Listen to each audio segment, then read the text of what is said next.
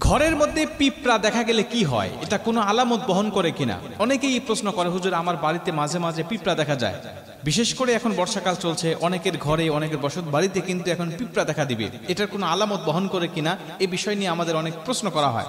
রাসূল সাল্লাল্লাহু আলাইহি ওয়াসাল্লাম পিঁপড়া সম্বন্ধে অনেক হাদিস বর্ণনা করেছেন এবং কোরআনের মধ্যে আল্লাহ সূরাই নাজিল করে দিয়েছেন, সূরাতুন নামল। নামল মানে পিপলিকা। পিপিলিকার নামে একটি সূরা নাজিল করেছেন এবং এই পিপিলিকা সাধারণত আমরা দেখার পরে কি করি, যদি আমাদের ঘরের মধ্যে দেখা যায় তাহলে আমরা সর্বপ্রথম এই পিপিলিকাকে, অনেক মানুষ আছে পা দিয়ে ডলে মেরে ফেলি, অনেক মানুষ আগুন দিয়ে পুড়িয়ে মেরে ফেলি, অনেক মানুষ বিভিন্নভাবে পিপিলিকাকে আমরা মেরে ফেলি। অথচ নাসাই শরীফের মধ্যে একটি ঘটনা আসছে যে আল্লাহ পাকের কোনো একজন নবী, রাসূল সাল্লাল্লাহু আলাইহি ওয়াসাল্লাম বলেছেন, আল্লাহ পাকের কোনো একজন নবী একটি পাহাড়ের গুহায় আশ্রয় নিলেন বা তিনি সেখানে ধ্যান করতেন, আল্লাহ পাককে ডাকতেন, আল্লাহর জিকির করতেন। তো হঠাৎ করে তার পিপিলিকা বাসা পাশেই ছিল, ওখান থেকে একটা পিপিলিকা তার পায়ে কামড় দিল। আল্লাহর নবী রাগান্বিত হয়ে তিনি আগুন দিয়ে পুরা পিপিলিকার বাসাটাকে একদম জ্বালিয়ে পুড়িয়ে ভস্ম করে দিলেন। আল্লাহ পাক মুহূর্তের মধ্যেই তার কাছে জিবরাইল নাজিল করলেন, এসে বলছেন, আল্লাহর নবী আপনি পিপিলিকার বাসাগুলোকে কেন পুড়িয়ে দিলেন, কেন ধ্বংস করলেন? আপনি এমন একটা জাতিকে ধ্বংস করলেন, যেই জাতি, যেই গোষ্ঠী, যেই সম্প্রদায় সর্বসময় আল্লাহ পাকের তাসবিহ পাঠ করে। পিপিলিকা এমন একটা প্রাণী যারা সর্বসময় আল্লাহ পাকের তাসবিহ পাঠ করে। আপনি কামড় দিয়েছিল একটা, আপনি সেখান থেকে সরে যাইতেন বা আপনি তাদেরকে সরায় দিতেন, এই পিপিলিকার দলকেই আপনি সরায় দিতে পারতেন, কিন্তু আপনি তাদেরকে কেন মেরে ফেললেন? এরা তো আল্লাহ পাকের তাসবিহ পাঠ করে। আমাদের ঘরে যখন অনেকের পিপিলিকা দেখা যায়, অনেক মানুষ এটা আমরা পা দিয়ে টোলে আমরা মেরে ফেলি, অনেকেই বিভিন্নভাবে আমরা তাদেরকে মেরে ফেলি।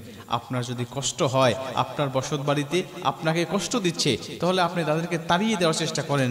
পিঁপড়া তাড়ানোর বিভিন্ন পদ্ধতি রয়েছে, এগুলোকে মেরে ফেলবেন না। মেরে ফেলা এটা ইসলামের মধ্যে আল্লাহ রাসূল সাল্লাল্লাহু আলাইহি ওয়াসাল্লাম বলেছেন, 5টি প্রাণীকে তোমরা কখনো মারবে না।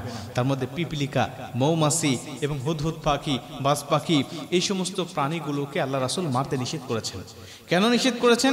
আমরা জানি আল্লাহ রাসূল কিছু প্রাণীকে মারার জন্য আদেশ করেছেন, বলেছেন এগুলো মারলে সওয়াব হয়, যেমন টিকটিকিকে মারলে সওয়াব হয় এবং এক বাড়িতে মারলে কতটুকু সওয়াব হবে এর একটা সংখ্যাও আল্লাহ রাসূল বলে দিয়েছে। আপনি কালো কাককে মারলে ফলে আপনার সওয়াব হবে, এটা আল্লাহ রাসূল বলছেন মারতে হবে। বিষধর সাপ, এগুলোকে আপনাকে মারতে হবে, এগুলো আল্লাহ রাসূল বলেছেন। আবার কিছু কিছু প্রাণীর নাম ধরে বলেছেন এগুলো মারতে পারবে না। কেন মারবে না জানো? কারণ এরা তোমার রবের তাসবিহ পাঠ করে, সর্বসময় এরা রবের তাসবিহ পাঠ করে, এদেরকে তুমি আঘাত করো না, এদেরকে তুমি মেরে ফেলো না, কারণ এর জাতিটাই, এর গোষ্ঠীটাই আল্লাহ পাকের তাসবিহ দিয়ে ব্যস্ত থাকে। এজন্য পিঁপড়া আমাদের বাড়িতে দেখা গেলে এটা আসলেই কোনো ভালো আলামত নাকি খারাপ আলামত, এই সমস্ত কিছু আসলেই বিবেচনা করে না।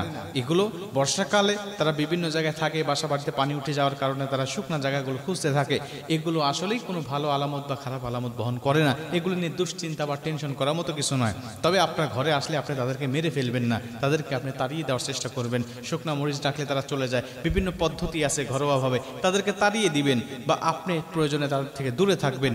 কিন্তু আল্লাহর এই সৃষ্টি যারা আল্লাহর তাসবিহ পাঠ করে তাদেরকে আপনি শেষ করে দিবেন না। মানে একটা হাদিসে আসেন, রাসূল সাল্লাল্লাহু আলাইহি ওয়াসাল্লাম বলছেন, কোনো ব্যক্তি যদি অন্যায়ভাবে কোনো প্রাণীকে আঘাত করে বা শেষ করে দেয়, তাহলে এটা তার বংশীয় ভাবে তার সন্তান বা তার সন্তান, এভাবে 14 পুরুষ পর্যন্ত এর একটা ইফেক্ট পড়তে থাকে।